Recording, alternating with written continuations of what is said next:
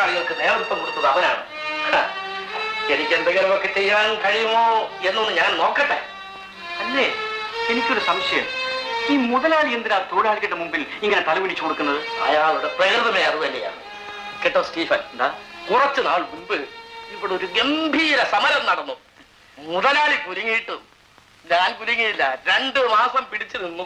ഞാനിവിടെ വന്നപ്പോഴേ അതേക്കെ പറ്റി കേട്ടു സാർ. അന്ന് സമരം നയിച്ച നേതാവിനെ പിന്നെ കണ്ടില്ലെന്ന് പറയുന്നല്ലോ സാർ.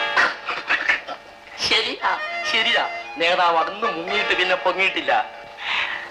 ആ മനുഷ്യൻ പിന്നെ എവിടെ പോയി സാർ? ഇതൊക്കെ നമ്മളെങ്ങനെ അറിയാനാ Stephen? By the by, Stephen കുടിക്കൂ? അങ്ങനെ ഒരു പതിവൊന്നുമില്ല സാർ. എങ്കിലും എസ്റ്റേറ്റ് ജീവിതമല്ലേ, അല്പമൊക്കെ കഴിക്കുന്നതിൽ കുഴപ്പമൊന്നുമില്ല.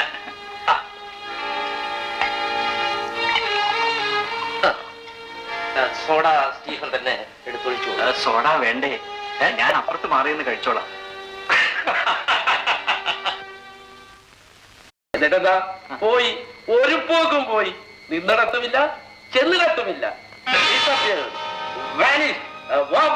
കുടിക്കണം സ്റ്റീഫൻ. അയ്യോ വേണ്ടായേ, ഞാൻ സോഡ മാത്രം കുടിച്ചോളാം.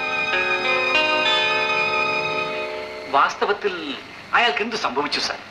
എന്തെങ്കിലും സംഭവിച്ചിരിക്കണം, ഇല്ലെങ്കിൽ പിന്നെ ആളെ കാണേണ്ടതല്ലേ.